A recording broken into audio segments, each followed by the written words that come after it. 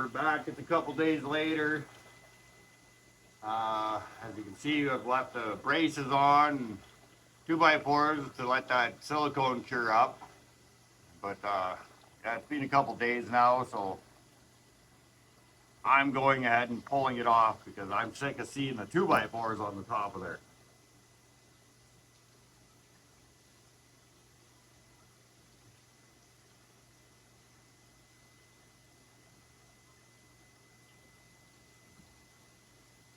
I think it'll be more than enough set up now to be okay. Hit the camera, I don't know. Yeah, you can see some of these spots that were slipping and sliding around. There's some excess stuff here. That's okay. It's pretty easy to clean that stuff up with a razor blade. So that looks like it's gonna be a-okay with me. I do already have glass panels for the top here for the lids. It came with the tank as well.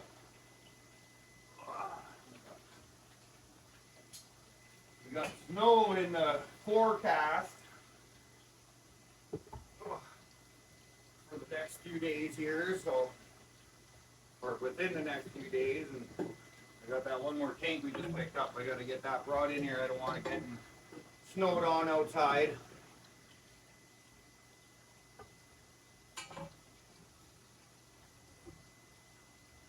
Ah, that looks pretty good to me.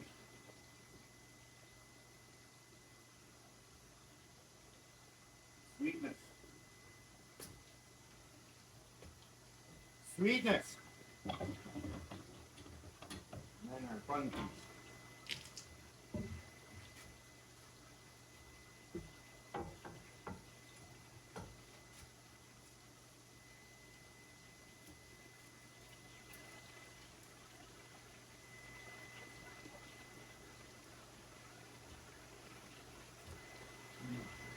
Well, that seems like that'll work just fine. Everything's all nice. There you go. We now have a 900-gallon fish tank that we can play in. It's definitely going to be interesting to do all the what we decide on doing in here, escaping wise. Might do like a flooded forest bed for the first one. Let that do that for a bit maybe. Flooded forest with lots of little nano fish. Have a big giant tank with little fish. That would be sort of fun.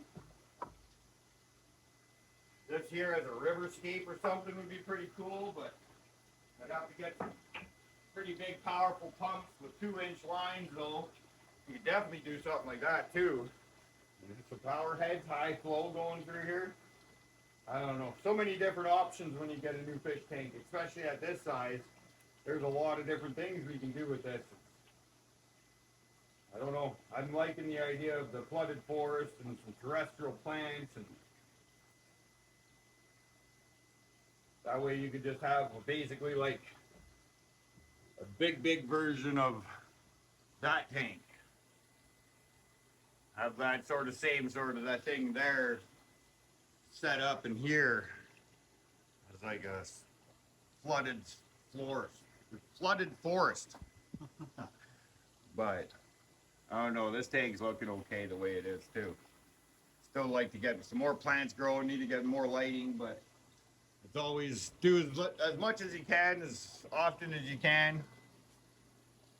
You know, doing it as a hobby, but yeah, just figured I'd share. 900-gallon tank.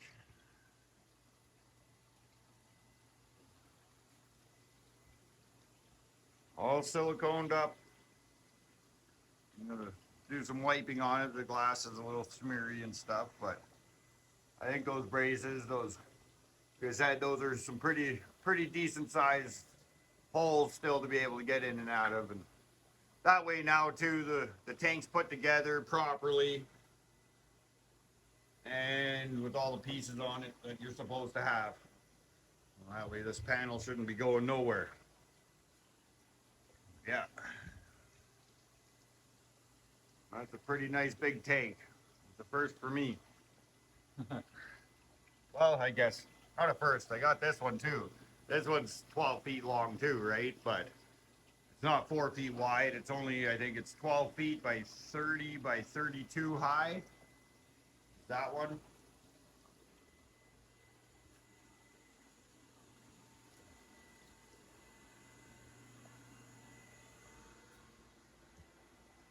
Yeah, we're on the far side here again. These guys here, I think I'm going to be moving these guys maybe. I got a big doughboy in the house. He needs to get a tank upgrade. So I think I might give him this tank here for a bit. These guys are always just pigs in the morning. They want their food. They get all excited. I've already given them some food, so these guys could just eat handfuls on handfuls of food if you let them.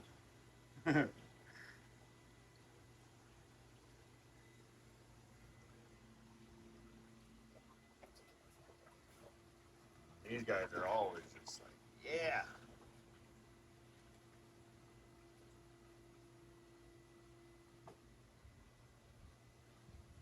Here, maybe we'll get this up top here and get some more of this here. Here. Get over on this side. Yeah, I still got to get up here and clean this off here, but there's always lots to do, and sometimes some things don't always get done when you want to get them done. As long as the important things are done, as the water changes and the filter maintenance, because you can't leave that. If you leave that, you'll have troubles. A little bit of food and stuff on the top of the tanks and stuff like that. The biggest thing that comes with that is like mice. Mice will find it. Find your little mice coming in and finding all the little fish food everywhere. But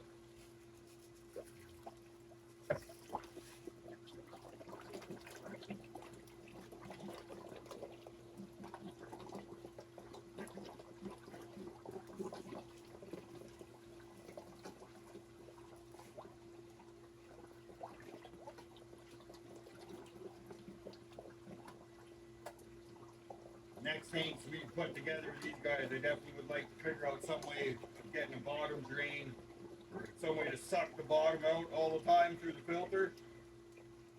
Helping without this stuff that settles in the bottom. I don't like to remove a lot of water from this system back and forth because it is an enclosed system for the plants. I like to leave most of it in there, and all I do is basically evaporation top off. When it all evaporates, I got to top it off, and that usually helps me bring up the pH. The pH will drop in this tank over time. Well, not this tank, but the setup. It drops over time, you know, sitting there. So you add our tap water comes out at like 7.2, so that raises our pH. That helps me stabilize this system at 6.9 or so is where we try to keep it. I have seen this system drop as low as 4.3 though, so it's definitely something you got to keep in mind, is that if the water sits for a long time, your pH is going to drop really low, and you don't want really low pH for your plants. You want to have a base of 6.7, 6.9 pH, and you should be able to hold that pretty good with your average just water top-ups over throughout the evaporation of the week or whatever. Yeah, there's a little bit of top down on those guys. Throw a handful in for you guys too here. I get trippy when I'm over top of the tank. I don't usually go over the top of the tank. It's something you'll have to get them more accustomed to, is the camera over the tank. They don't know what I'm doing up here. They're like, they want their breakfast, but they're like, I don't know, he's holding something. And like I said, they've all seen me come at them with a net. That's how we get them from one tank to the next. I bought these fish as tiny little fry 3 years ago now. I think these fish are 3 years old. So, pretty cool. You buy these fish as a speck. I got rid of, the good news, I got rid of some Midas. But we moved the Midas and they have a puddle of babies in here. There's so many babies. All Midas babies. So I could rehome too. Let's see if we can see down in there. See that cloud down there moving around? That's where the main mass of them are. But yeah, we moved the parents. We got them a new home yesterday. I was able to actually rehome, what, 6 adult Midas and probably about 20 of these smaller guys. So now I got this stand over here. The one that I got over here, this six stand is almost empty now.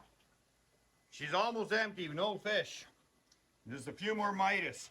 You'd be surprised on, like, when you got a tank of fish and you have them, and I don't know, I'm amazed every time I go and start counting fish out of the tank of how many are actually in the tank. So hopefully we can get some homes for these guys. Like I'm giving them away for free, right?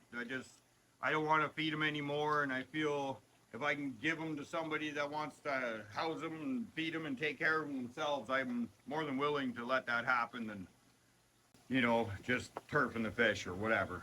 As cruel as that might be.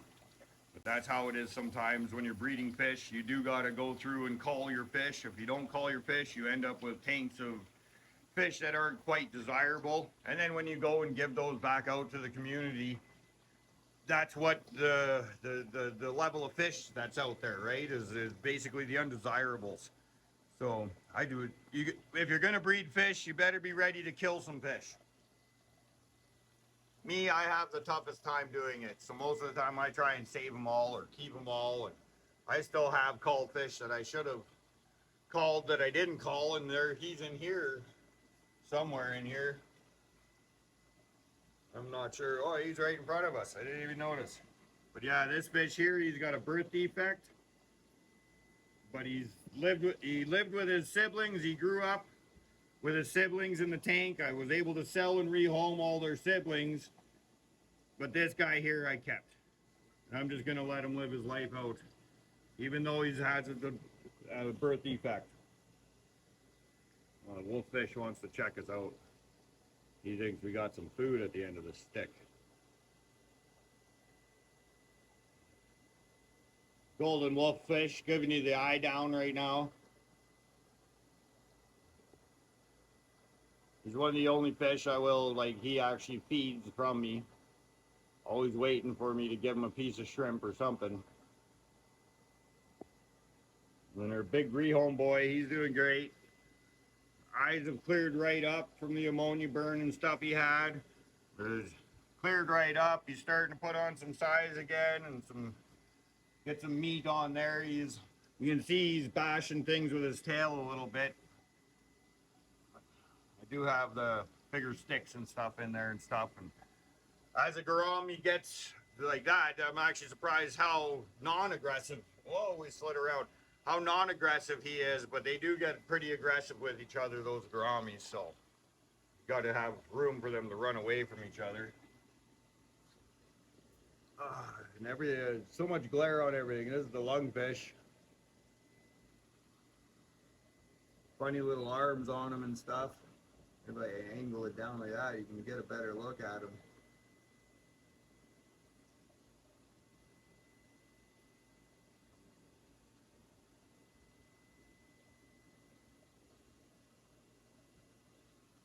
The knife fish, you're gonna come cruising.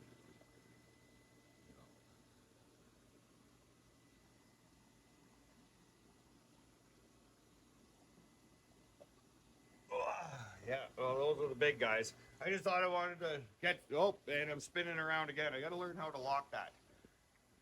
But yeah, tank is empty, tank is empty. Yeah, super exciting. These tanks are done because what I gotta do is when I first put this together, I accidentally put it a little too close. So now I can't get my garage door closed. I do have panels of glass back there that is like, they're all silicone together like a shop window type thing. So I can let the light in, but in the winter it gets so cold outside, I gotta close the door to help keep the heat in here, right?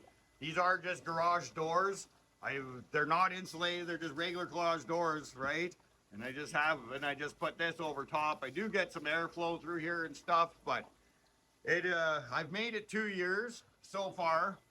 This will be our 3rd year in here, heating it with that Rocket Bass heater.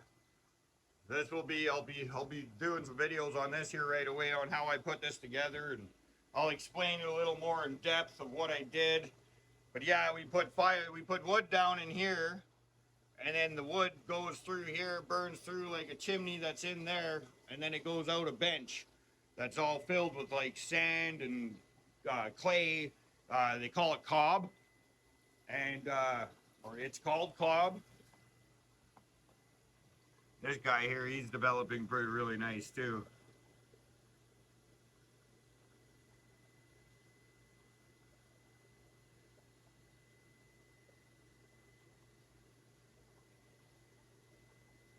Yeah, both these guys here,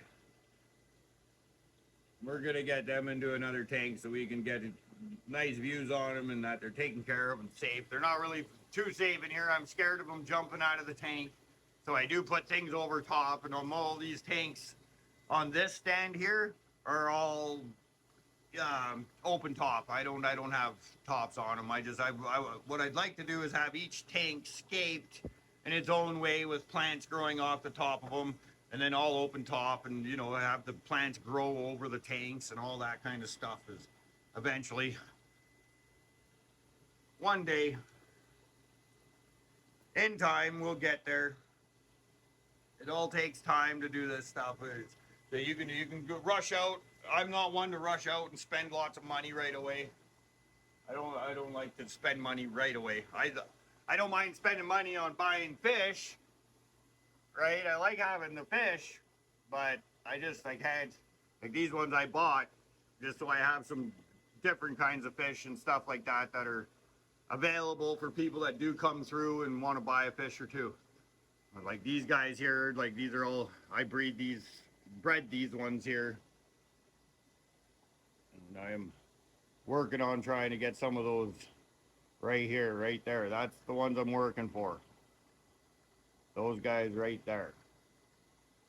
That's what I'm trying to work out of the thing. And then I got to see how the OBs are going to come out too. I'm not sure how the OBs are going to color up yet. It takes about, I don't know, I'd say probably close to 6 months.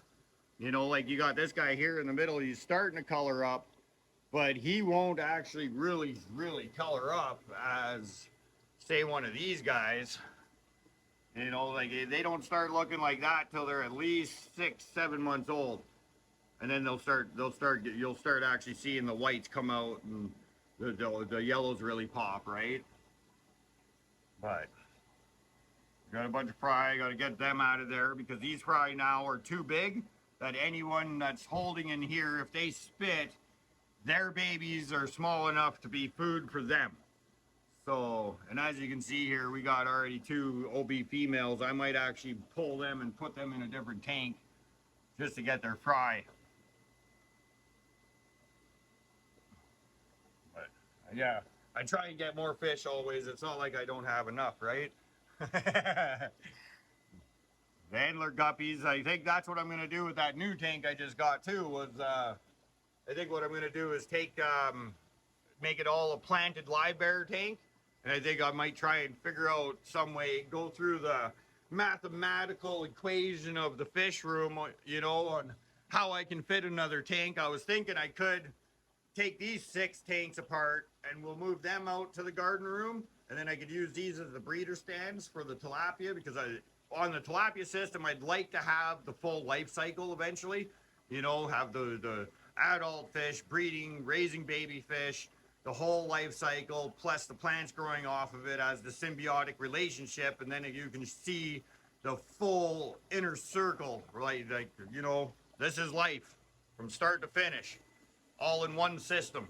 That's sort of my goal here eventually, is to have that. And then that system off of these fish, in that whole system like that, the symbiotic relationship between the fish and the plants, which you grow all your food. Like I keep the jungle plants in here because I found that when you're doing the aquaponics, like I got tomato, see, this is a tomato here. We got cucumber, And that just cucumbers, a lot of work on yourself. As you see, we do got a fruit. You have to hand pollinate all these yourself, unless you go and get bees. You can get bees, but yeah. And I got a watermelon right here, and we're gonna see how watermelon does off the system. I like to experiment a little bit, so I don't have big crops of plants in here right now, right? So it's just basically I got an avocado tree, and then the spider plants and fig tree and stuff like that. Pennywort, I think I got some pennywort in there, but I find the pennywort really likes the light. If it doesn't get a good light, it sort of dwindles down and dies off a bit. And then this begonia has grown out of control here, as you can see. And I have broke lots off and stuff like that, and there's lots of begonia now in here. This room's going to be full of begonias by the time we're done. But yeah, I like to keep these jungle plants in the system. Just that way, when you do your harvesting and you're doing your plants, like your vegetables and stuff, you can pull those in and out of your system without fluctuating the system. Like if you did this, like when I first did this, the first year I had the 2 tanks up there. They come down in here, and then I had a flood and drain with bell siphons set up, and I did that for a bit. It worked okay. I got a harvest, but in the longevity of the time of growing the plants, replanting new ones, I found a lot of it plugged up.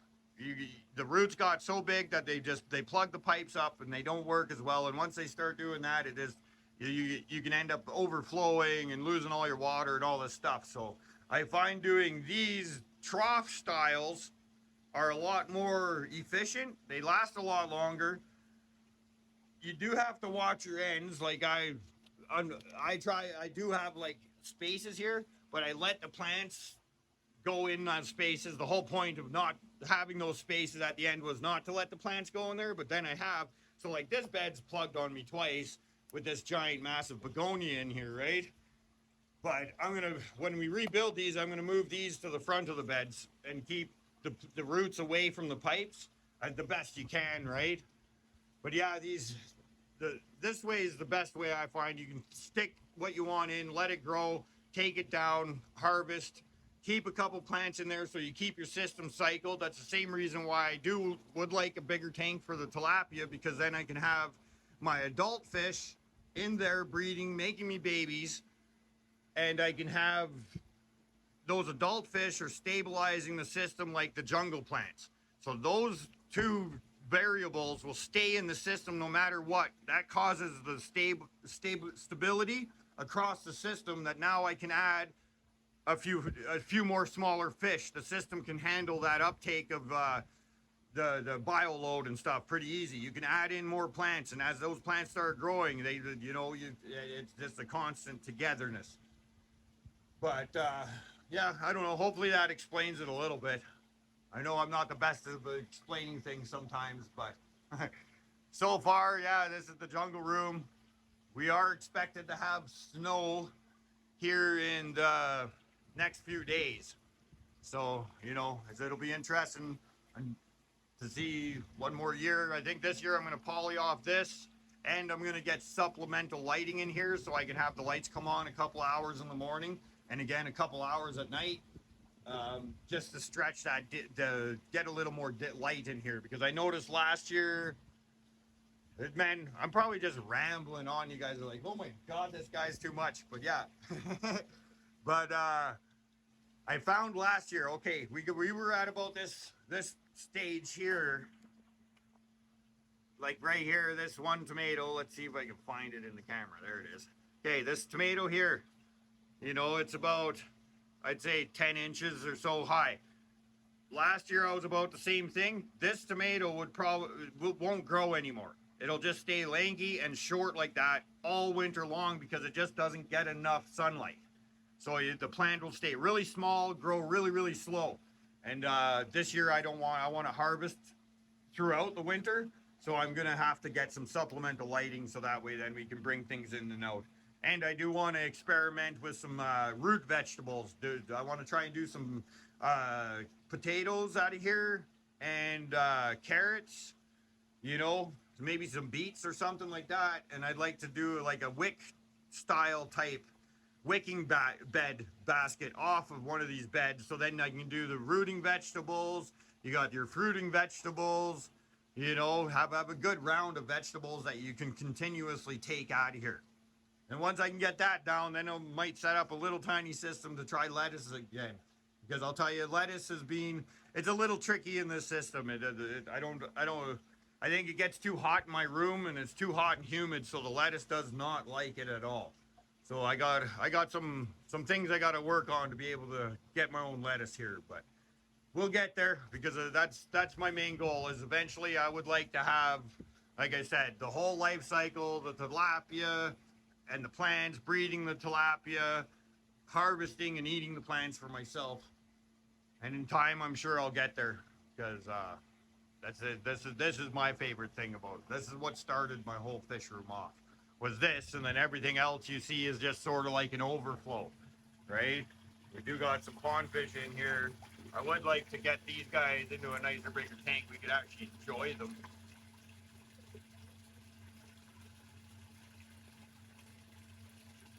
Some nice big koi and stuff. I babysit these fish like over winter for a couple people that don't have ponds big enough for them, don't have the tank space. And these red turtles, all these turtles are rescues. The tank they are in is for what is it, almost 40 inches wide, 40 inches wide by 84 inches long, right? And then that's hooked up to this bin here, and then that's just one big system with the goldfish and stuff. I'd like to get something bigger set up for them in time, lower this tank a little lower so that way we can be more on top of them. Like you can look down on top of them, because like these guys, they don't mind you coming up there. They don't mind at all. I go up there and look at them all the time. They're probably trying to bite my fingers over here. But yeah.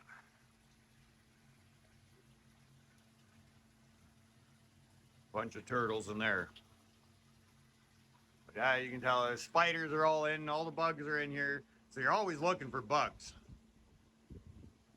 Spider and stupid mealy bugs and spider mites. As you can see here, you always got to go hunting. There's a leaf right there that I obviously missed last time, and now look at how out of control they are. So now I got it. What I like to do is when I see that, I go and take where are they?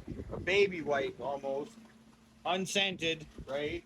But just like a wipe, and then I'll just wipe all of them down, wipe it all off, just by hand, and then that's it. I just continually do that. Always wiping my plants down. I got the mealy bugs are a little easier to deal with. Last year, at the end of the year, I ended up with I had a whole bunch of tomato in here, and I got white flies. Now those white flies, once you get them suckers in a big room like this, I'll tell you, those are a pain in the butt. And I find doing soap spray, if you soap spray everything, a lot of the more delicate plants like your say cucumber, tomatoes, stuff like that, if you soap spray those, the leaves do not like that. They die off, and I'd almost say the plant almost dies from the soap spray worse than it does with the mealy bugs. But I don't know. Just thought I'd share this a little bit with you guys too. I know you guys have all been sort of waiting for the jungle room nice and patiently. But that's just before the sun comes up. Of course, like I said, it's getting winter here. We are in Calgary, Alberta. That's Canada, for you that don't know. So right now outside, everything else is dead in hibernation for winter. And that's why I do this, because then I still get to come in and enjoy my greens, my green. Look at the size of this pothos. That's my hand. And I'm not saying my hand's huge or nothing, but that potho leaf sure is, because I'll tell you, just looking at it, I bet you this sucker is over 12 inches wide, right? Like that's my hand. There's a go from there, right? 12 inches wide by like 16 inches long. I guess that's it's almost the length of my arm, that sucker is. Look at that. That thing's massive. Love it. I just love it. Like, and then this is this one here I tied into a knot, right? And we got it going around and up. These are the stalks here. Like the stalk's bigger than my fingers, right? And now I got him up above here, and I finally got him now. He was trying to go back into there, and I don't want him back into there. I want him coming back out this way. So I'm gonna have him. Hopefully, we're gonna get it to come back out this way, and we're gonna twist this sucker up into the ceiling somehow and have them come back down and around, or maybe even across the ceiling when we get some more lighting. All I got are the 2 little lights in here and the lights on the tanks. But oh, she's spunky this morning. She wants food. This is what she's like when she really wants food. She's hungry this morning. I gave her a big feed yesterday, so she's mad. She's, you making me wait, I'm starving. But she's already had some pellets this morning. I gotta get some shrimp in her. But yeah, she's super fun. I think out of all the fish in here, she's the one I'm gonna miss the most, because like it's this all day, every day, twice a day. I'm usually hand contact with her, right? So it's a big difference. It's a big difference when you're actually hand contacting your animals. It's like you're petting your dog, right? She's like, it's like this is my water dog. We have the cats and the dogs in the house, but I'll sure miss her when she goes. Hopefully it won't be for a long time. I have a real good friend of mine. He unfortunately lost some of his rays, and I could only imagine what it's like losing somebody you've been taking care of for 20, 25 years, 30 years. Definitely would hurt a little bit. But anyhow, there's a 20-minute ramble. Thanks for watching. Please subscribe. Yeah, and I'm gonna just get on with my day here.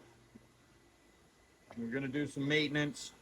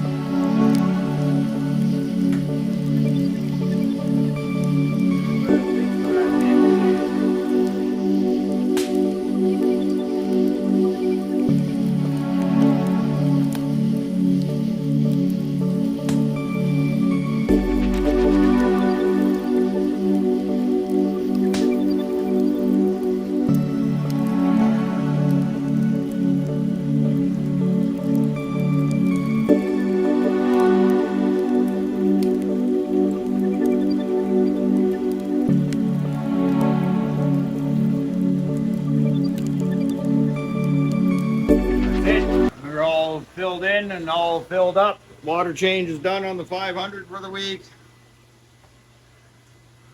There you go. That's just the stump with a bunch of multiple different layers of media in there.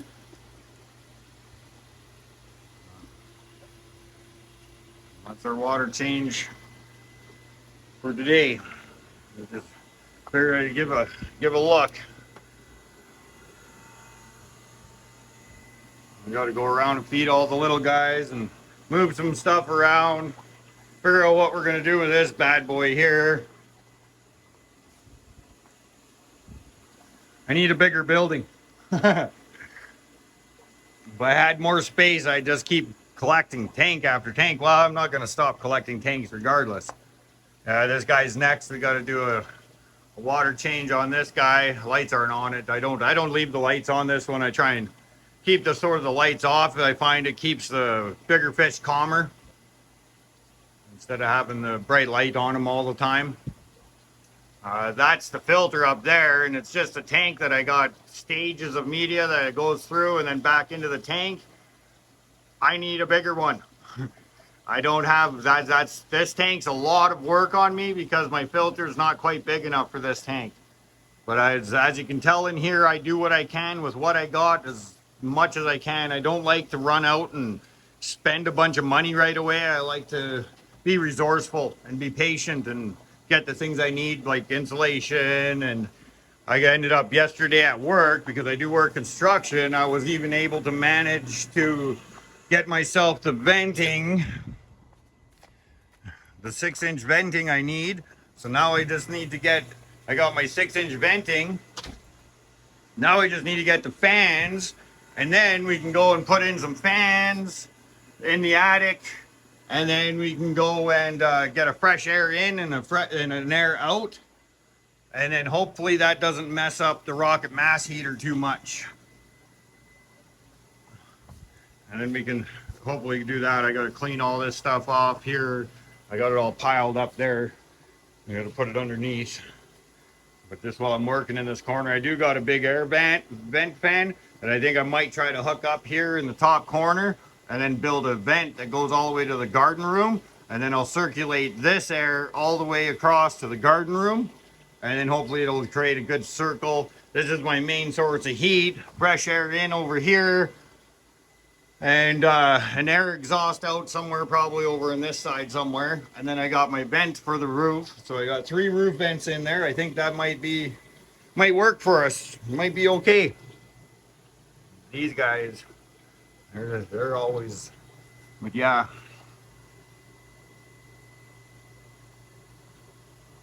Get these other tanks set up, and then maybe just get these guys into nicer, bigger tanks, and I'll fill them back up with the overflow fish again, and we'll see.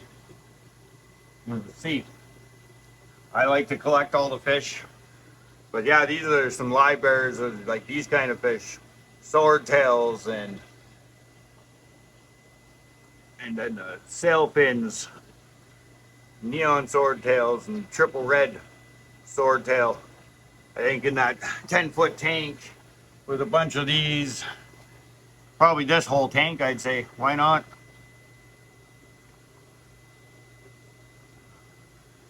I think that'd be pretty cool. Give these guys a 10-foot tank to rip around in. I like the idea of small fish and big tanks. That's my idea. My main goal for my 700 here, when I first got this, was to make it a small fish tank, big tank, small fish. And then, you know, people just find out you got tanks like this, and they always ask you, oh, can you help me? Can you help me? And then we end up with big fish like this. He's definitely getting fun though too. He's always paying attention, wanting to eat. Oh, he wants my finger. He wants my finger. How fun.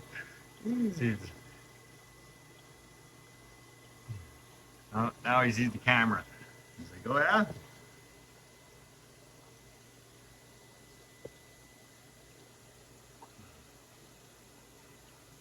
Yeah. I know we got all the 2x4s off and all the clamps off. Everything looks just great. You know, it's gonna be hard to really see it on the camera and stuff, the size of this tank, but it's 4 foot by 30 by 136 or something like that. I don't know. I gotta measure it and I can get the exact measurements of it. But that'll be a fun tank. Ultimately, it'll be for my Stingray.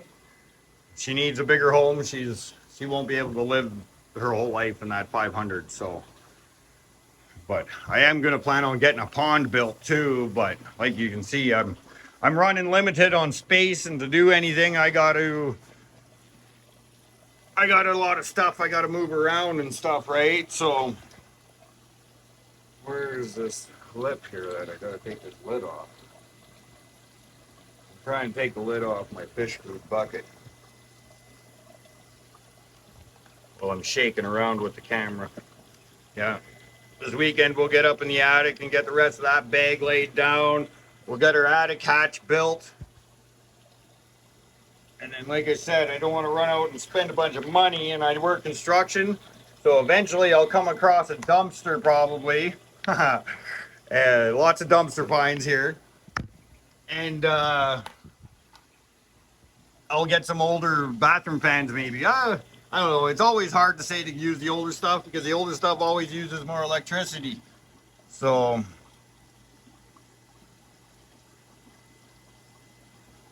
always uses more electricity.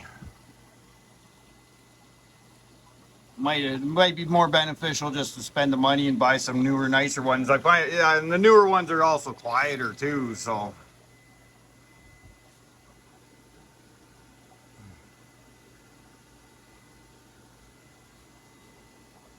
These guys, they're almost big enough. We could probably move them into another tank.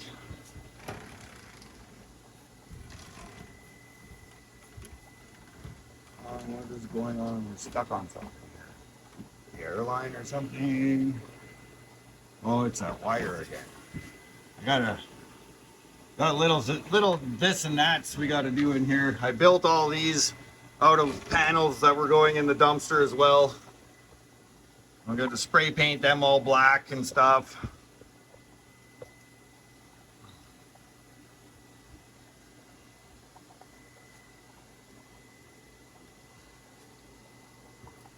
And some more sword tails. Or no, these are sailfins, sorry.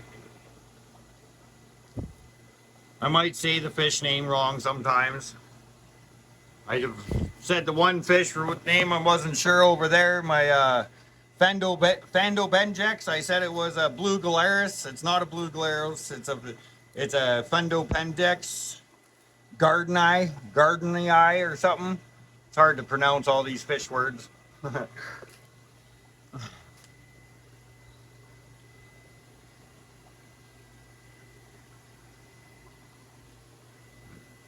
Yeah, 10-foot Endler tank with these little Endlers in there.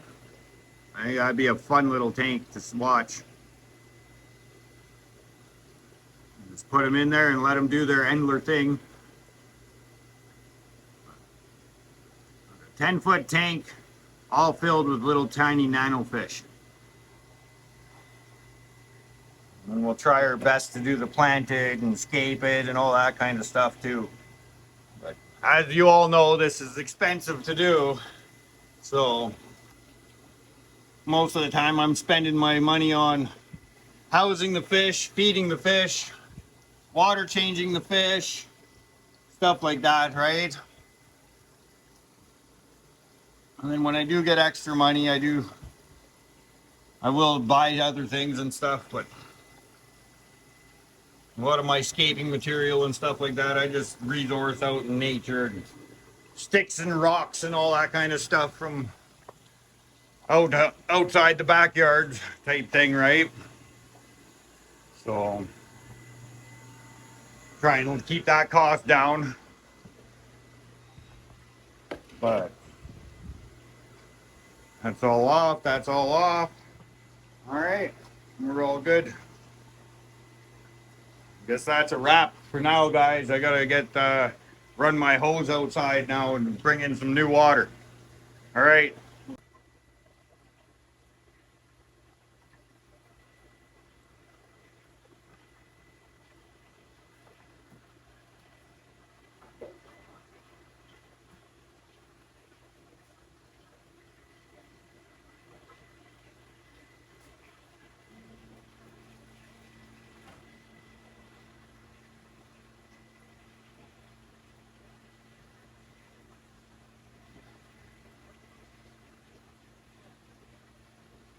quick morning water change.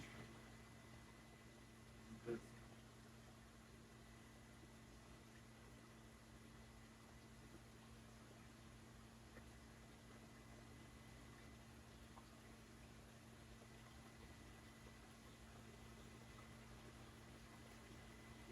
what I'm doing is just watching the water level in the sump as it's going out and coming in.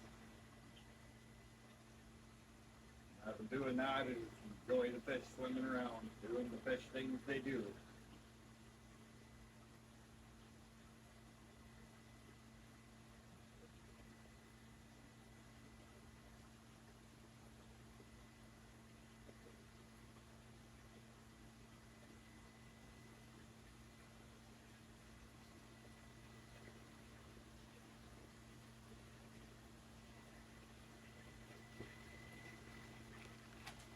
Already throwing some food in there for them a little bit, and throw some more in.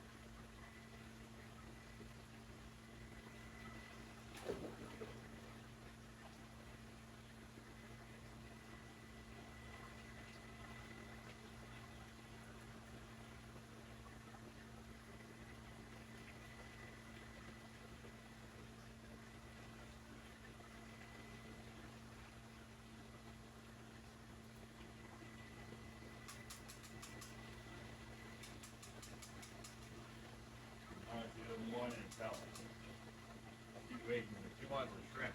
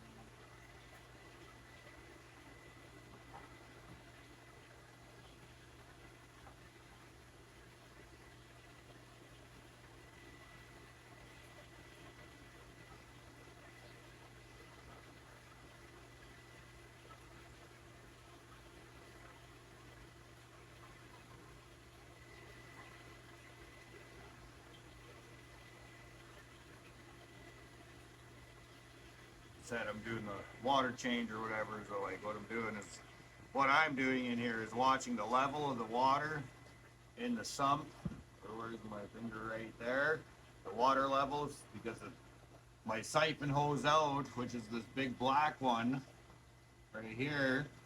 That one's my out, and then I got a line up in this top corner that it's just a garden hose out of my sump pump over here. Let's swing that around, and I'll show you. Oh, my water is in that bin right here, right there. So the water's in there, and then I got some koi and goldfish I babysit in that next bin right there, and then I got the turtles up above there, right? So we got a bunch of work we're gonna do in there. Since you know, I got to go through the mathematical equation of the fish room again and how I'm gonna move things around a bit, because of course we got this new big tank here, and I think we got to figure out where we're gonna put this sucker here now.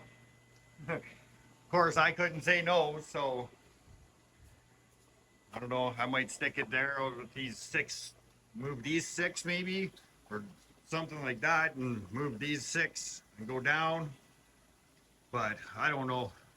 We'll see. That would be sort of a neat little corner too, because you'd come around, you'd have the 900, you'd have the 700, you'd have another, I don't know what that is, 400 or so, I guess it would be close to, across the top there, with another 6 along the bottom, and then you got the sump at the very bottom, right? So,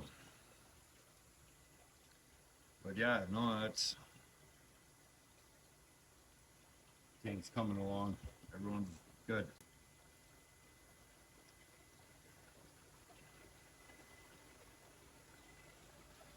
You can hear some hissing on that. One airline, of course, is starting to push the tape off again, so we've got some work to put in here.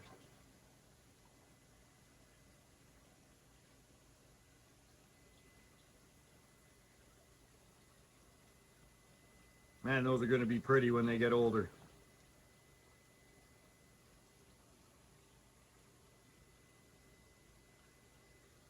Get a good view on them without the glare here. One's going to sit still for me. Yeah, sit still for me.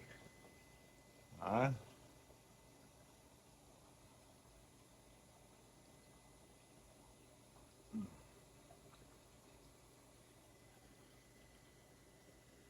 Can't wait for them to grow up. They're going to be super pretty.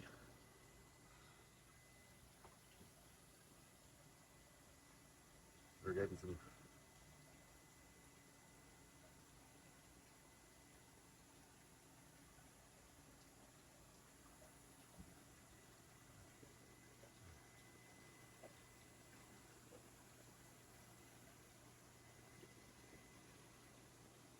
Rainbows are colored up this morning.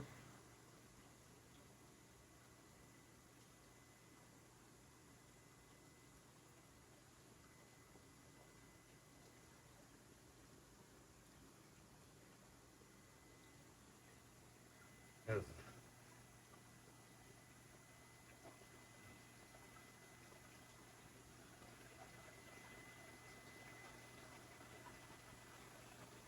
Yeah. Well, pretty neat little tank. I just take my time a little bit and go through.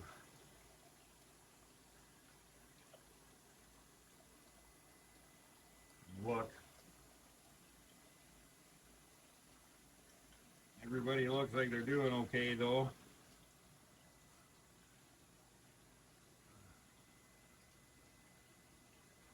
These guys, I'm pretty sure, had babies over here, but I'm pretty sure these snails are down in there eating them right now.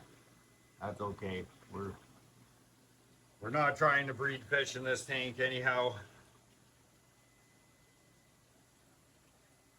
But it happens when they're happy.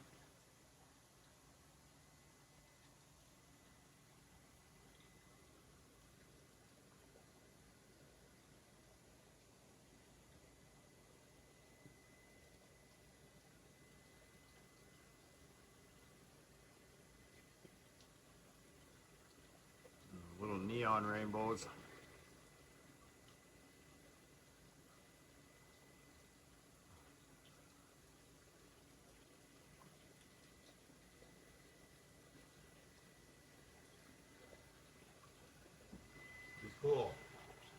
Yeah, no, I ended up getting my hose. We got some hose and we got some other little attachments, so I should be able to get my water lines ran, and then I just got to figure out a drain for these guys. But like I said, with that big tank we just got, now I got a stew on what I'm going to do, move everything around, go through. I think what I'd like to do is maybe set up a big live bearer tank, that 10-foot tank, and just do all endlers and live bearers, swordtails,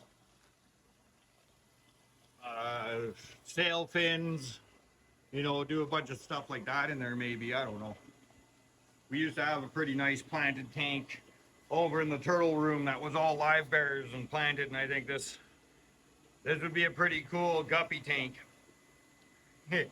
But that's what I think we're going to be doing with this, is a planted like guppy endler tank. Yep.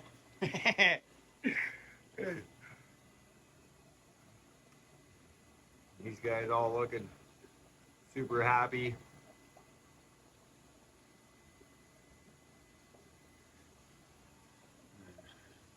Dad's over here.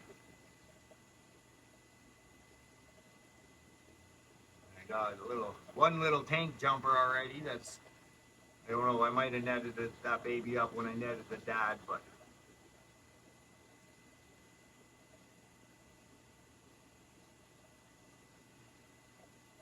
starting to put back on the color. Yeah. A little baby fish. How fun.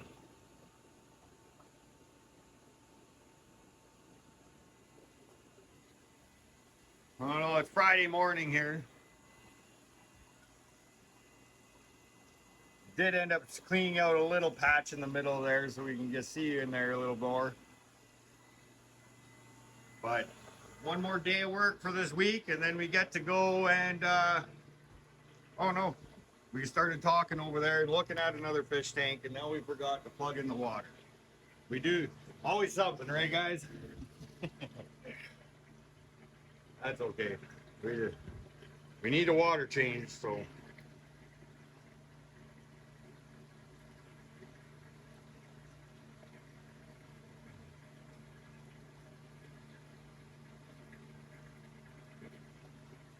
Yeah, I just have the hose here as he is.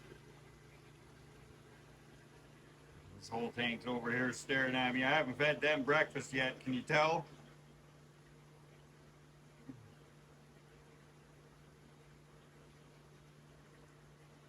Almost the tank worth of fish right here waiting for me to bring them breakfast there. They see me here now, they're like, oh yeah, you know.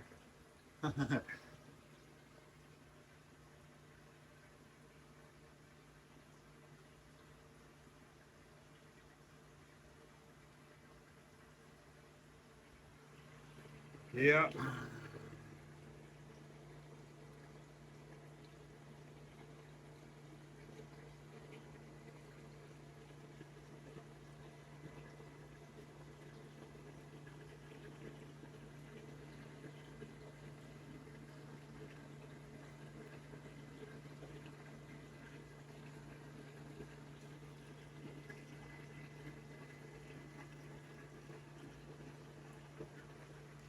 Yeah, no.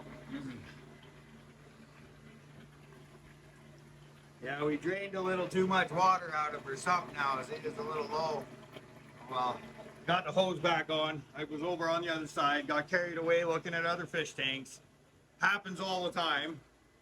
Good news, we were able to rehome some adult Midas in here, but as we did that, they already had, as you can see, babies in the tank. So I got homed a bunch of Midas. I think we got only a couple fish left in this tank, a couple fish left in that tank, and then we think we'll do something here or whatever, move some stuff around. We were able to get rid of most of the fish in these tanks, like the empty. There's only a few Midas left in those last two tanks, and the top two tanks are empty. So this whole stand's almost ready to be able to do something with. It's just that's my sump for the whole system. I wasn't planning on getting a 10-foot tank, but you never do, and when you get a chance to, it's like, yep. Well, at least for me. Yeah. I don't know.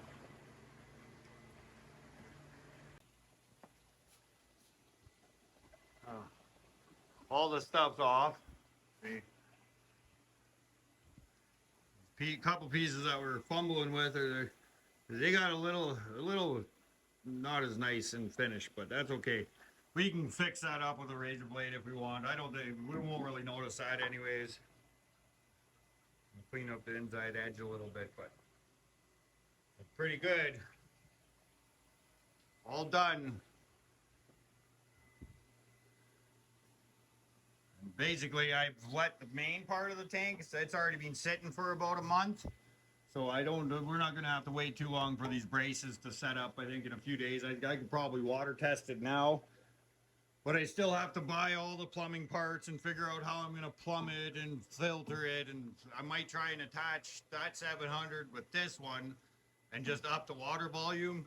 And then eventually I'd like to have maybe this go from that 700 to the 900 and then down into this pit that I got another hole in or whatever, and I could put the pump and stuff down there and then drain it down into here and then pump it back up and over. But we'll have to see how we're going to do that. That 700 isn't drilled or nothing. That's why I have the filter up above there. That's the tank I have for the filter on the 700. Yeah. So lots of work, always doing lots of stuff in here. Just trying to get some video for you guys, and we'll, the new tank. And yeah, and we're gonna see what we're gonna do with this one here. Let it cure up for another few days and stuff, and see if I can't source up some material. I got a bunch of stuff in the back from other projects and stuff that I can dig through, see what I can find. We're gonna see about getting this sucker over there in the garden room. And yeah, we got to do some water changes and stuff like that, and some cleaning the glass. Just normal stuff that we got to do all the time in here. Constant filter maintenance and glass cleaning. Glass cleaning, I'd say, probably takes up the majority of the time in here, even though you look at a lot of the glass and there's streaks and lines and stuff everywhere, but that's honestly what we do most of the time, is spend our time cleaning glass and moving water throughout the room here or whatever, right? But I think we're going to take that 10-foot tank for sure and put it over there. We're going to... These guys here,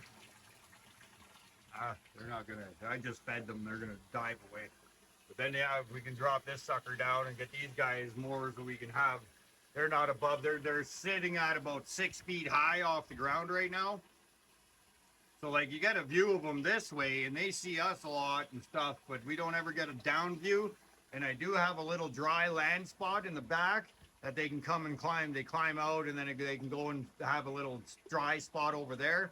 Plus like an island in the middle here that they can sit on or whatever, right? But if I can drop this tank a little lower, and like I said, be able to get a ramp down into here, that would be sort of cool.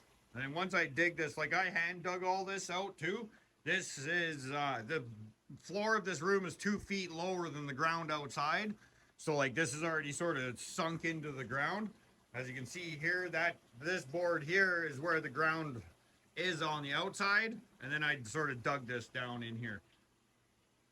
Eventually one day, this whole thing maybe will just be its own enclosure, which is just let him go. But yeah, I'm gonna do some chores in here and stuff, and I'll just try and bring you guys along a little bit. This video might end up being a little jumpy from here and there and stuff, and a few days put together, a little incohesive and stuff, but I'm still learning and trying to practice on how to get these videos put together really good for you guys. But I don't want to put lots of effort into doing all the editing and all that kind of stuff. I want to sort of keep it as raw as I can for you. I'm not going to be the guy on here saying I'm Mr. Perfect. I'm just on the guy in here saying I'm into fish, and if you want to watch all the different things that I'm going to do, you're more than welcome to follow along, subscribe, hit that like button. It helps out a lot. And yeah, I'll keep sending you guys videos because I think I got a lot to show you over the time that I'm going to be keeping fish. So I'll try and get some good videos for you guys. Try and get a little more informative and stuff like that for you too. But that'll all come in time as like my confidence builds and stuff like that. So I'm not no public speaker if you haven't noticed, you know. I'm just really into my fish. Some people get a garage and dream about having a Ferrari in them, and I got a garage and this is what I did with it. Couldn't be happier. But we're gonna just end this one for now and keep moving on. I gotta get some, well, I don't know, I guess whatever. I don't really have any direction right now. I'm gonna go top up my coffee, you know, wait for these shrimp to de-thaw, and maybe I'll jump back on here. These guys are all waiting. We'll get them some peas and carrots. And tilapia, they're all bugging me for food. They're always bugging me for food. Look at the water. Like, it's awesome. And I don't have no fancy, like the plants are what does the filtering. Like, look at the water. Doesn't even look like they're in water. They're just floating. You can only see the water rippling on them at the top.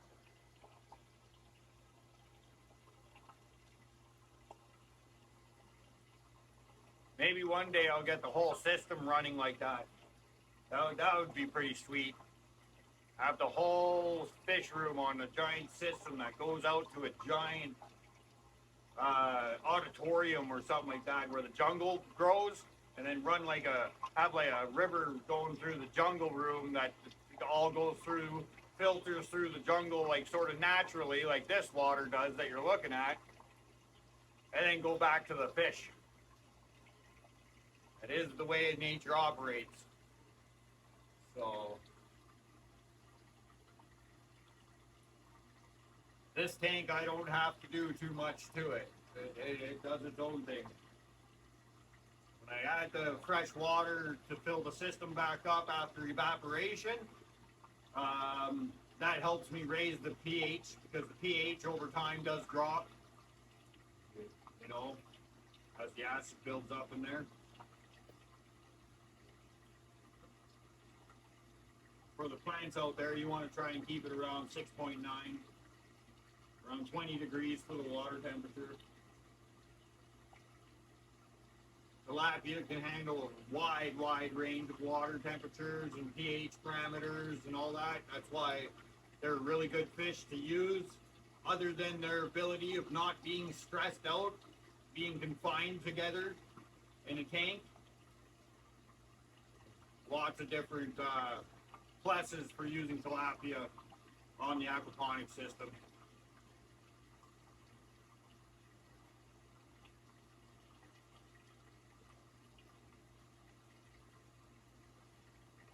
Yeah, pretty nice though.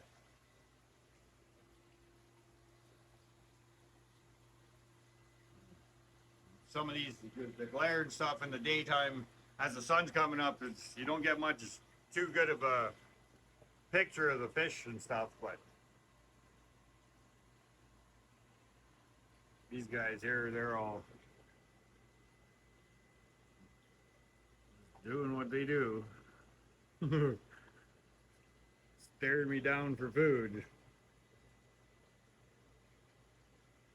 And this is what she does. I call that her pouting. She's pouting. She wants her food, and she starts wafting the bottom looking for stuff. That's what they do in the nature out in the wild. Is they're digging around in the bottom of the riverbeds and stuff like that, digging around like that, looking for crustaceans and stuff, and little fish and whatnot throughout all the bottom of the substrate of the rivers and stuff. That's what she's doing. She's digging, looking for mussels and clams, and, or I guess it would be mussels in the fresh water, and then you know, crustaceans, your shrimp, your snails, stuff like that. basically whatever they can find that's edible.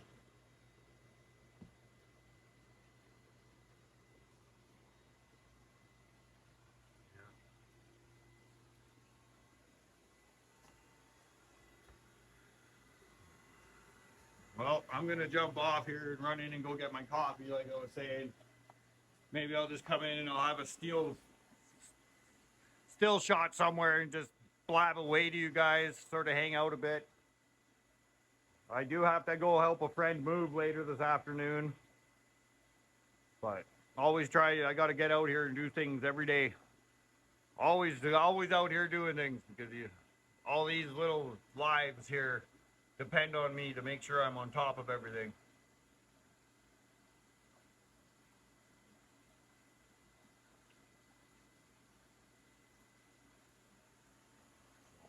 All right, I'm going to get my coffee. But on a better note, after a night of deliberation, I think I definitely am going to put this new tank into the jungle room. We're going to move some stuff around over there, and I think that'll be super cool addition to that side of the room here. But yeah.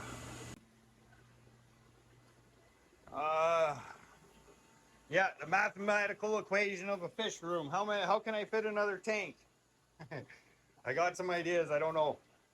I think with this tank here, it wouldn't be fun, but I could take those 3 tanks off, leave those 3 tanks, and the tank would fit in here. And it would be right across there, and it would fill in that whole spot. It wouldn't be very easy to get in and out of it, though. And then, I don't know. I'm just rambling. I got some ideas that I figured I might as well just put on camera with you guys on how I try and decide on what I'm going to do with these tanks when I get them. But this one, another idea, I think actually the idea I think I'm going to go with this tank is we're going to put it out in the garden room. Because I do have plans to rebuild my beds out here and stuff like that. So as I rebuild all my beds, what I'm thinking is I could put it in front of this grow bed. Have the tank right in here. And then you'd have the grow bed behind the tank with the plants growing out above the tank here, and then these grow beds off the front of the tank coming out this way, and you'd have sort of a tank back in the jungle. I think that would be pretty neat. This is some cucumbers. Getting some cucumbers. Watermelon still doing okay. I've only had a couple flowers out of here though, and I tried to pollinate them myself, and I'm not sure if they took or not yet. I don't see any fruit yet. My little succulent tree is doing pretty good. And of course my begonias that are just all in the room everywhere. They're just everywhere. This stuff here, this steel stuff here, that's what I want to redo the outside of the garden room with, because we originally this whole garden room is all recycled material that we put together and built. We collected it over a period of 8 months or so, and then we put it all together. So all of everything in here is all recycled material. This rubber mat, it's a rubber mat with like a foil background here, which I don't mind the foil background. It helps with the insulation or whatever. But this here, it's from a soccer dome, and we got it for free. So I was like, oh, it's a rubber mat. Why can't we use it in here? And you can see the mold and all that. It's all going black on us. I've washed it already a couple times. You can see it's washed. And I washed back in here and I wash them, but they keep coming back, so I've got to get rid of all of that. And I've left a panel of this stuff in here to see. In this panel here, that's what we're gonna go with. And that's just unfortunate because, well, we'll see. That Stacy works with that stuff. She might be able to resource a bunch of pieces of it. I don't care if it's in pieces, if I can get it for, you know, the price, the awesome price of free. And then you just have to put the work in. We got to pull this all apart and then get that stuff up there. We got to get some supplemental lighting in here for the winter, but I think that's what I'm going to do with that 10-foot tank. I'm just going through ideas while I'm filling up my water bin. And that's just waiting for my water. It's almost filled up. And then I wait for that to heat up. Got some koi and stuff down in here and pond fish. But yeah, going through ideas, I think that tank basically right in here. It'd be all a fish tank. From there all the way across here, there'd be a fish tank right in that area, right across there. Jungle tank. In the jungle. I think that would be a pretty cool place to put that tank. And then it won't, it's only, I think, 20 inches wide in total, so it doesn't really affect too much of the room that I have here. These beds here will just have to come forward a little bit. And, yeah, have that tank in behind that, in front of that other grow bed. So that way the grow bed's behind the tank, and I can grow everything out over above the tank out that side. And then the tank in the middle here with these grow beds in the front. I think that's my final decision and where I'm going to put that tank. Because like I said, we're going to be readjusting all this and building this again. I still have to add what's called a swirl filter here. That it's going to come out of the two tanks out of here. And then I'm going to have a swirl filter that collects most of the hard sediments, the poos and all that kind of stuff. And then I can flush that stuff out so it's not clogging up too much in the sump part itself, where I can house most of the bacteria and whatnot. And then everything else is worms and isopods and all types of the little critters in here that help keep all this growing. So, but yeah, no, that's a first look of our little garden room that I just experiment with a lot of different plants and stuff, right? And then, yeah, I think that's where we're going to put that tank, is right here. From there all the way across the front of that grow bed. See where the front of that is? Through there, it's hard to see through everything. It's so grown, but the tank will be the same way, and it would be like you're sneaking around and trying to take a peek, or else you'd have to walk down the grow bed paths, which I do got a path in between there, but I do have another little pond down there that I just have an airline in and plants growing in there like down there. So I think that's where it'll go. I think that's where it'll fit. It's right in there. That's where we're going. That's my deciding factor, I think. When I'm going to get that done, I don't know. But we'll see if we can't resource some lumber and stuff like that. And I'm going to have to put in some footings, some cement footings in there so the tank's not going to be sinking, because this is a dirt floor. It's all dirt in here. Eventually, I'll probably even have just plants right in the dirt growing all in here, and then just the bins. I want to dig these two bins here. I want to dig these two down into the ground more, probably at least like that deep into the ground. So those are just a little bit out of the ground. And then I can take the turtle tank and I can drop the turtle tank so we can have more of a top-down face view of where the turtles are, and then I can build a nice little ramp sort of and let them come down, and the turtles can come in and out into the room, and the turtles will be able to come out of their home all the way down and run around here if they want, and then back up into their home, and just give them the room. But yeah, I gotta get in there and pull all this rubber stuff down. It's not working as we originally hoped it would. It's been 2 years now, you know, and you can see why they remove them. The guy that we got the stuff from told us that they remove that rubber on those buildings every 3 years. And I was like, why would they go and put all that money and effort into doing that and then remove it so soon? And obviously, as you can see, that's why.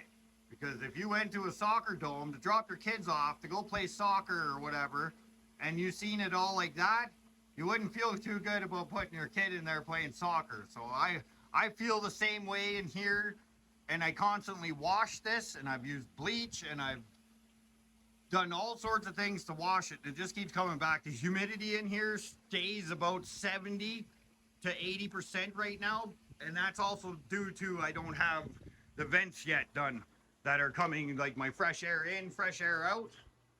I did manage yesterday, luckily, in the dumpster at work, we got some 6-inch pipe So now I just have to get my hands on some bathroom fans or even booster fans.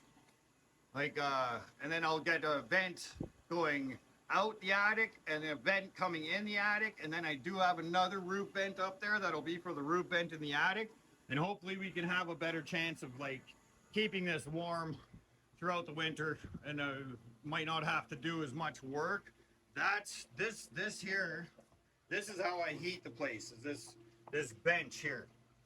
This bench, I built it. It goes all the way across this room and out into the other side on the where the 700 is. It comes through here, and then I put the pipe goes in the middle with cob and sand and stuff around it, and then that heats up that pipe.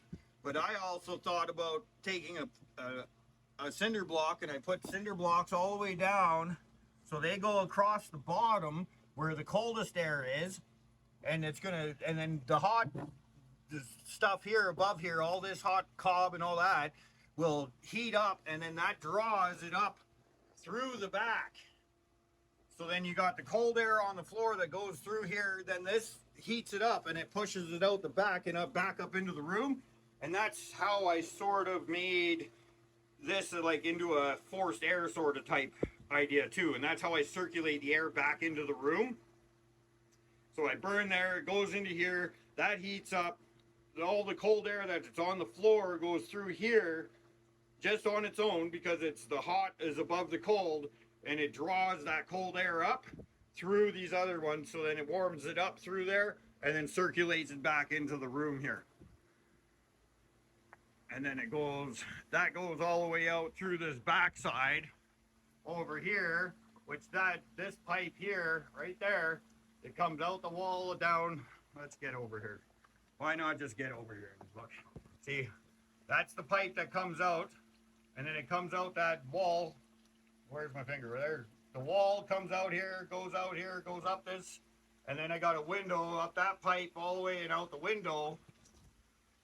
Out the window there, this little booster fan I put on there had a plastic blade. It was inside there. It's not connected anymore because it melted on me inside there. So I took my new booster fan, which is a metal bladed one, and it's actually mounted on the outside of the thing. So I'm hoping it doesn't get too hot and have the same malfunction. And yeah, that way. That's how I heat it. That's the exhaust. So it goes from the barrel through the bench out this, and then as it's going through here, it heats that up, right? It's pretty cool. I was totally happy that I did something like that when I started the room, because like I said, we don't have a gas line ran here, we don't have a water line ran here, we don't have a drain, and we sure don't have a furnace. So I do have heaters in the tanks, which help keep the water warm in the tank, but I also keep that thing up and warm as it's going to be coming up right away here. Right now it's not snowing yet, but when it gets below zero, I have to be heating that bench up, and that's the only way it stays warm enough in here. So yeah, no, just a ramble, I guess, today before I go to work. And wanted to go through and run some ideas. I think that's where I'm going to put that tank. I think it's going to be a bit of work, but to have a tank, 10-foot tank right here in the middle of that jungle, I think would be a pretty neat little viewing spot too. And then I still have my area out here that's open that I can sit and enjoy my jungle, and then I could have the fish tank out here too. And then yeah, just like to share that with you guys. That's what I think I'm going to do with that tank. Stay tuned, and eventually I'll have that done for you. I'll do a whole video of pulling this apart and putting it back together and how I do that. And yeah, other than that, I'm just going to work. So have yourselves a good day, and we'll talk to you guys in a bit. Thanks for watching. Bye now. This bad boy right here. Put that one over.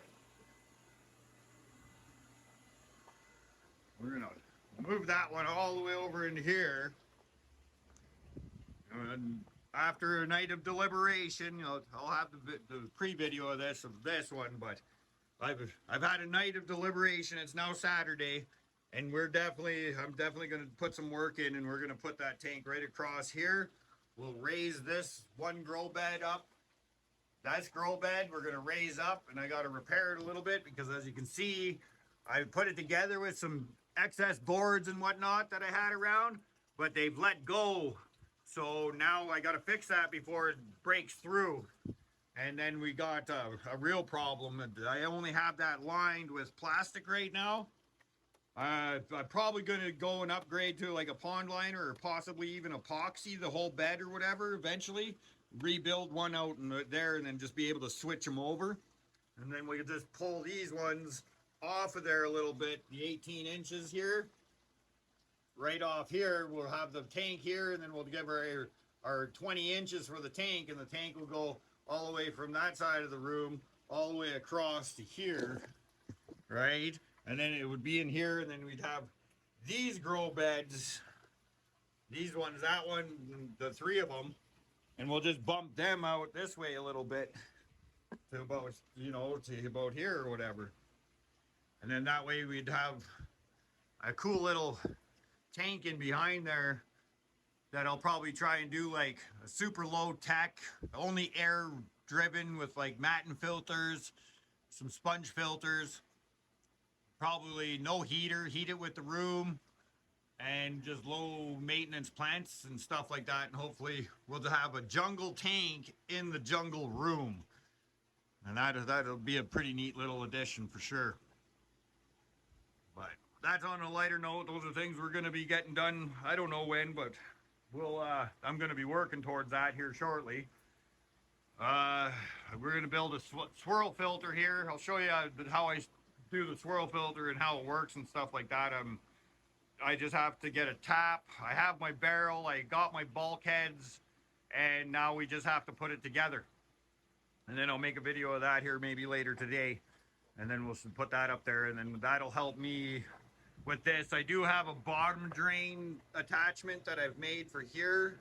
I just don't have it on right now, but I do have a bottom drain attachment here, so everything that I can get out of this tank, hopefully maybe get another power head for that one to blow the stuff off the bottom. We'll get it to move over here, we'll get it into here, and that way I can bottom suck it up, and we can trap it in our swirl filter and get a lot more of the solid matter, the bigger stuff that takes a lot longer to break down, right? I do have a stick in there, right? There's a stick there, but there is like, it does get some buildup on the bottom too, right? So we gotta, the more of that I can remove, the better it'll be. And that's what I'll maybe work on today or whatever and show you guys. But get her some shrimp. She wants the shrimp. Wonder, they're still frozen. She's gonna have to wait. Those shrimp are still frozen. We'll get her a shrimp here today. But yeah, she's always right up in here.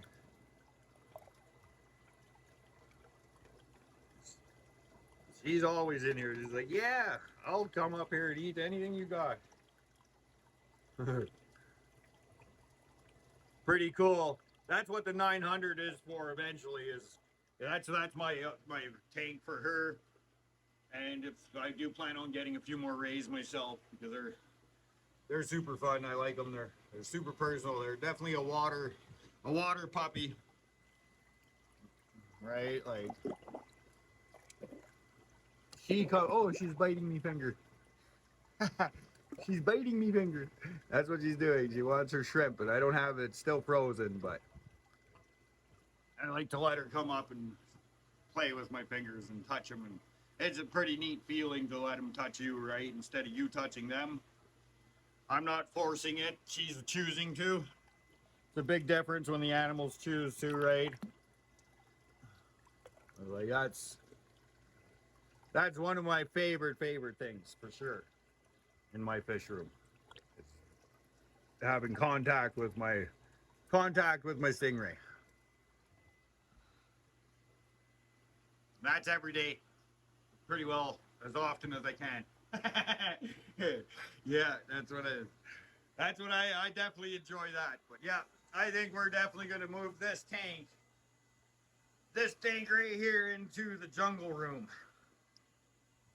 And then we'll have a big, nice planted, hopefully planted, low tech jungle tank in the jungle room. And we'll see what we'll do with fish in there. Probably a lot of smaller fish, right? But I think that is going to be cool. Love getting new tanks. Exciting times, gives you lots of time to be like, okay, let's do something. And then we got, yeah, like I said, we got the Midas gone, so we can do something with that tank. This tank's pretty well empty except a couple plecos. I do got the two piranhas in there, so we can start doing some stuff maybe in this corner here too. So, but I'm gonna jump off here for a minute and do some stuff. Okay, I'll be back in a bit.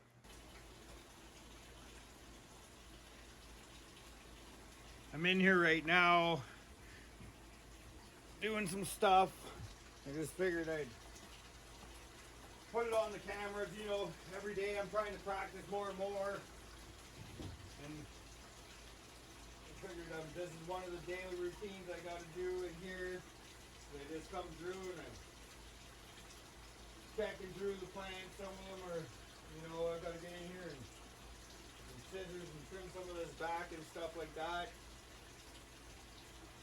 But usually first I go and find a freshly opened male flower on my cucumbers. I just take the petals off. I try and open up that center the best I can.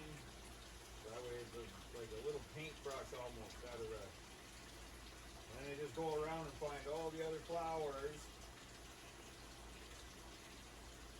Pollinate them all. I try and find the girl flowers and make sure I get the boy flowers and the girl flowers, but I find works. You get a lot more flowers of both boy and girl flowers if you just pollinate all that you can see. All of every freshly opened petal, you try and just pollinate every one of them. And that's what I'm doing here. I just go through and I find all the fresh open ones. And I just share the pollen. I share the pollen all around. I try and, it's sort of important to find the girl flowers. Here, I'll grab the camera and show you guys in a second the difference when I'm all done here. But I'll show you the difference between the boy and the girls and where you got to mix them. And then how you get the fruit or whatever. And I just go through and I eyeball everything. You know, bugs are part of the stuff that's in here, so I can't, I have bugs, but it's not like they're out of control. It's all part of the system. You can't have one without the other. So, it's just you try and limit it. I'm just looking for a pair of scissors here.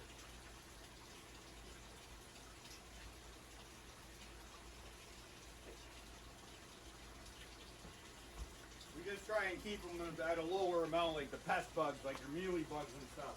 I did get white flies in here the first year I did this, and I'll tell you, those white flies are a pain in the butt. Once you got white flies, it's almost easier just to get everything out and redo it all.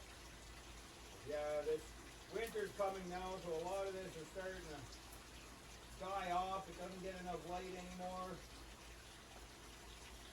Some of this stuff here we got to get.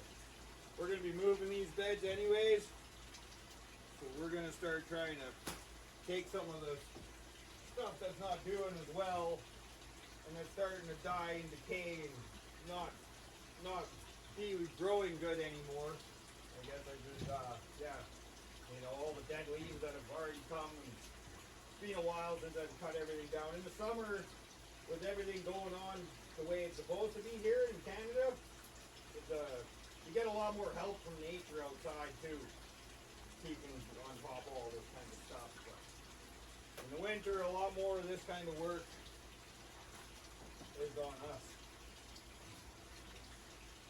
find if you try and keep them clean,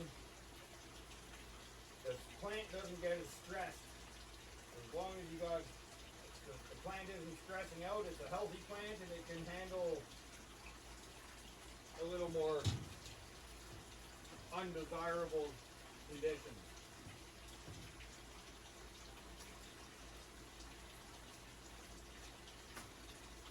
Yeah, we gotta clean some of this up here.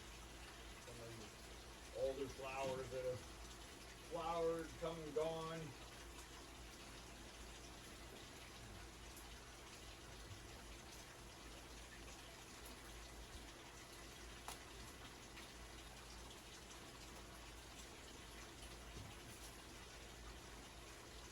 Some of this up so we can get in here and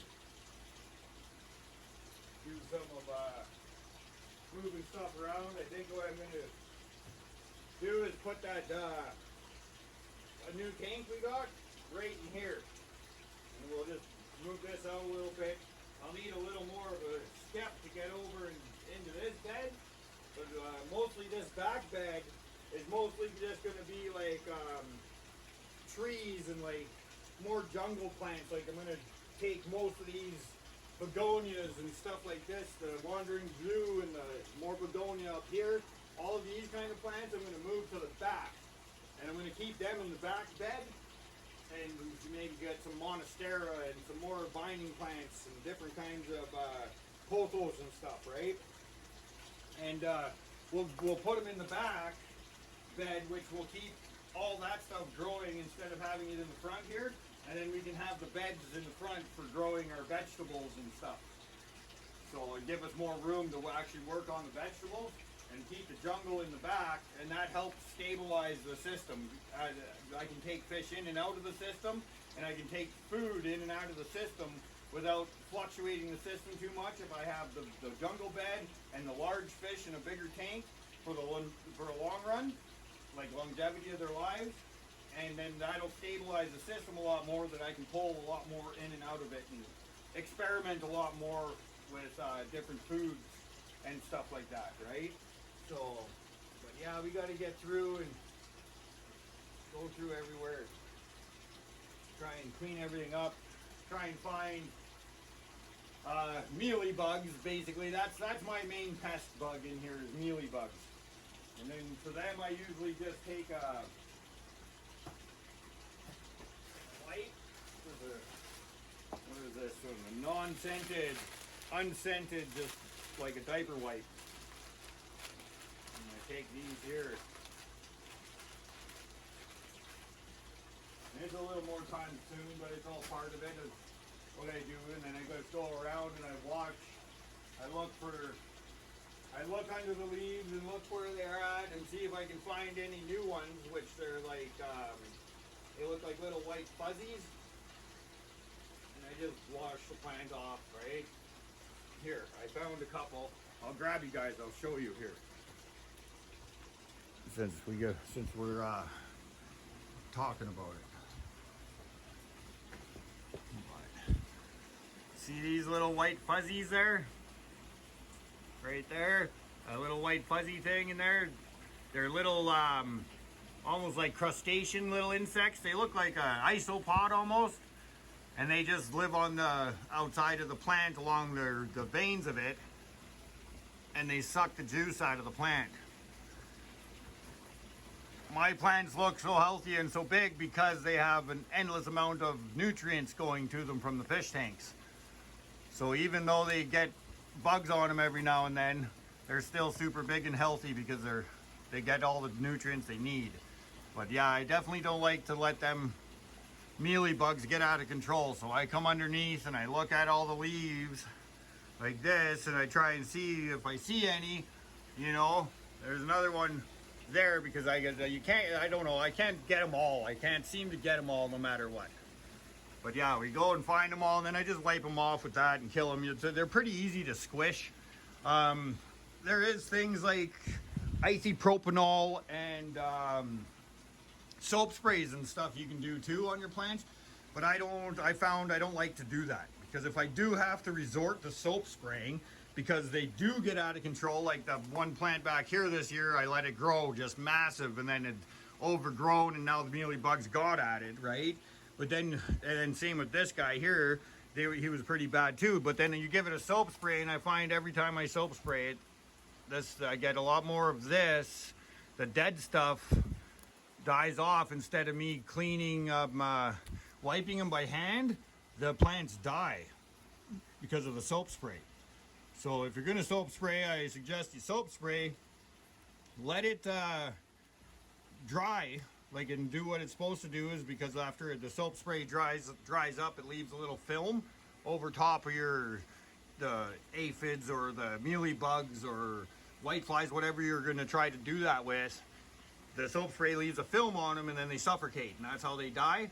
So you got to let that happen. So spray the plant, let that happen, but then you got to go back and spray the plant with just plain water, and hopefully you can try and wash some of the soap off, and that way it doesn't hurt the plant as much. Because I find no matter which plant it is, if I spray it with soap, that plant does not like that either. So I prefer to just go through and wipe it by hand and go and look at all of them. And usually when I'm going by hand, you know, I can stay on top of it pretty good, right? There's no, like you'd think, oh, they'd be everywhere, and they're not. There's just every now and then you'll find a spot as you're looking through that you might have bypassed a few times or something, and then all of a sudden there's a little good bunch of them, and you got to get that. And you get those guys, and then it's usually pretty good. But yeah, I'm just in here messing around in the jungle room. Thought I'd bring you guys along a little bit of what I do in here. That new tank we got, the 10-foot one, I think this is what we're gonna do with it.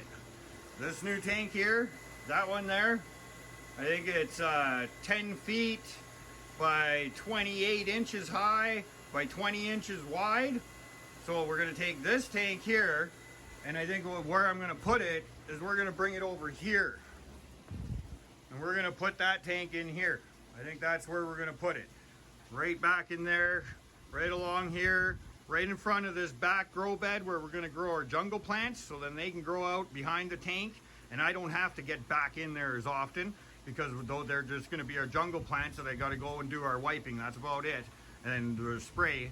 But let them grow out of that bed over the tank, and then have the tank right here in front of these grow beds, right? The 1, 2, 3 of these grow beds, and we'll put that tank right along here, and that way it'll be the jungle tank. We'll try and do a low-tech planted tank in there for sure, smaller fish, and we'll just add that as a jungle tank into the jungle room. I think that's how where we're gonna put that new tank, because I'm pretty full over there, and I just spent a lot of time getting that set up the way it is, and I think I'll leave that set up the way it is for quite a while still. So, but yeah, I just thought I'd bring you guys along a little bit of what I do in here, and then yeah, I'm just gonna clean this up, try and cut some of this back, clean some of these up, because I got to get ready to pull all this stuff out of here so I can drain.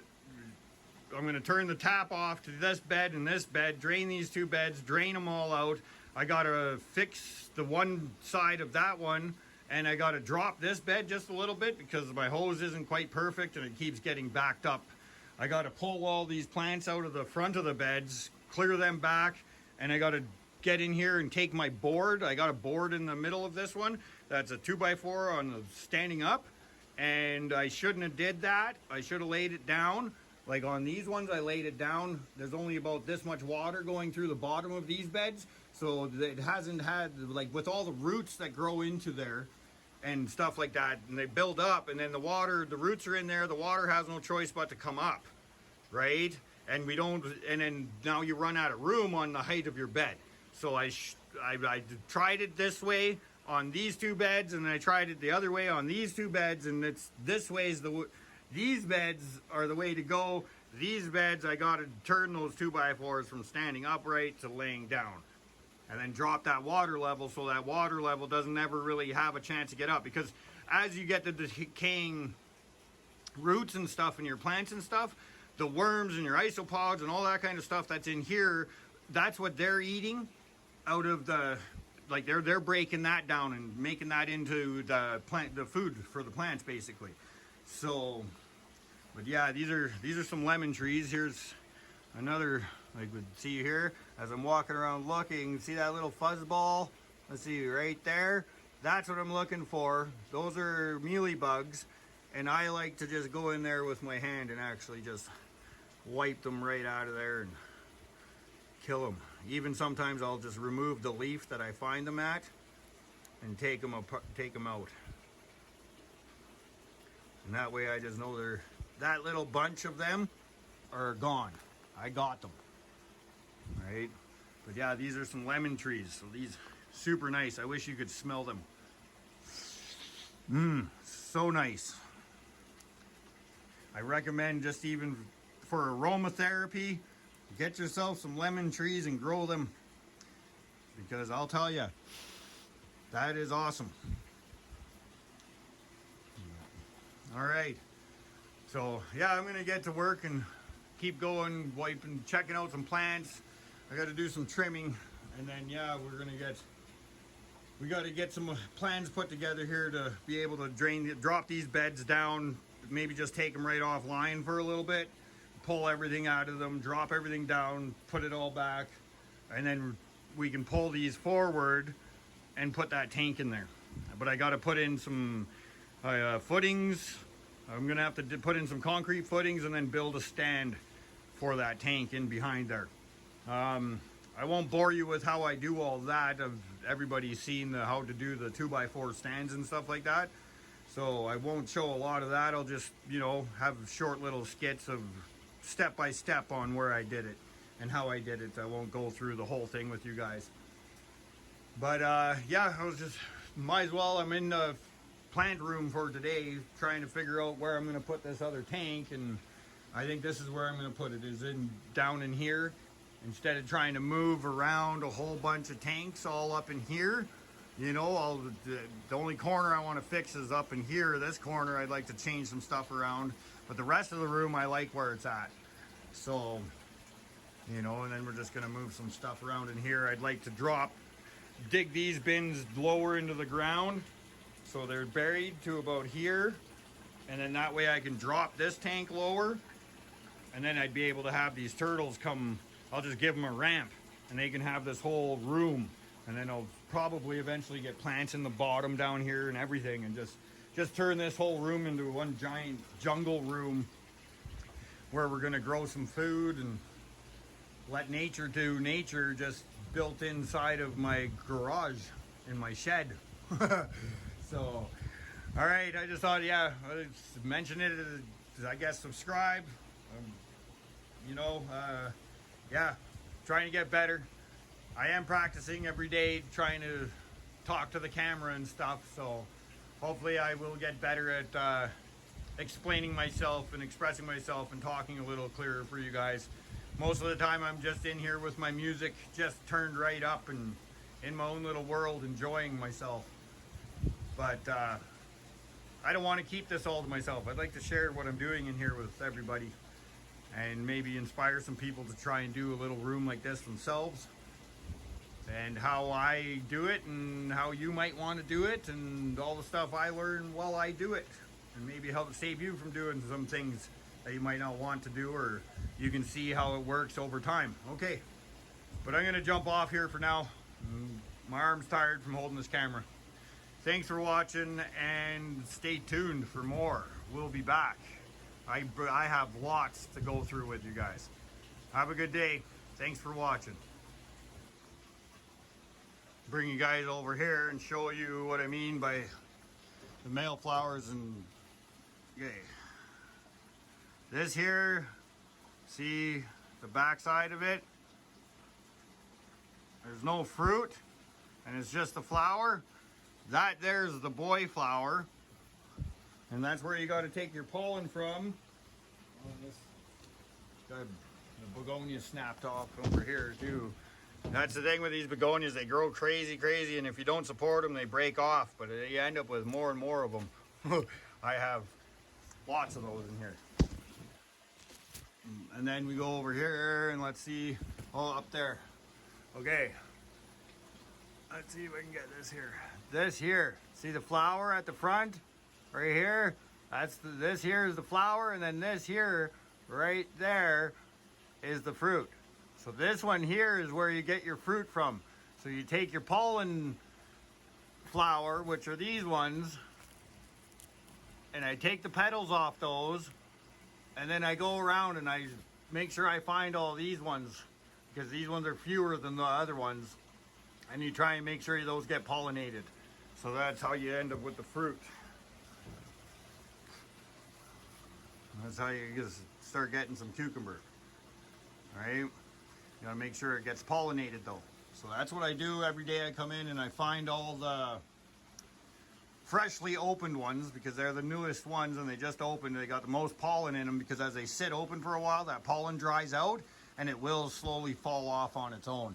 So you try and get it freshly opened, most pollen, and then just spread it. I like to spread it on all of them. I don't just do the female flowers, I do all the flowers, and I do it a couple times if I can, if I have the time to do it. But I just thought I'd show you the difference between the male and girl flowers.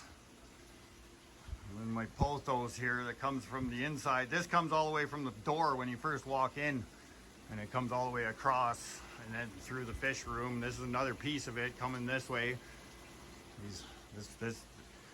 That's what we need. Is I want this whole room like this, with that fish tank in there will be pretty cool, for sure. But just showing you those male flowers and the fruit flowers on the. Wanted to make sure I went back and did that for you guys and showed you. And there's some food. That's what it's all about right there. That's what I'm doing it for. Homegrown food.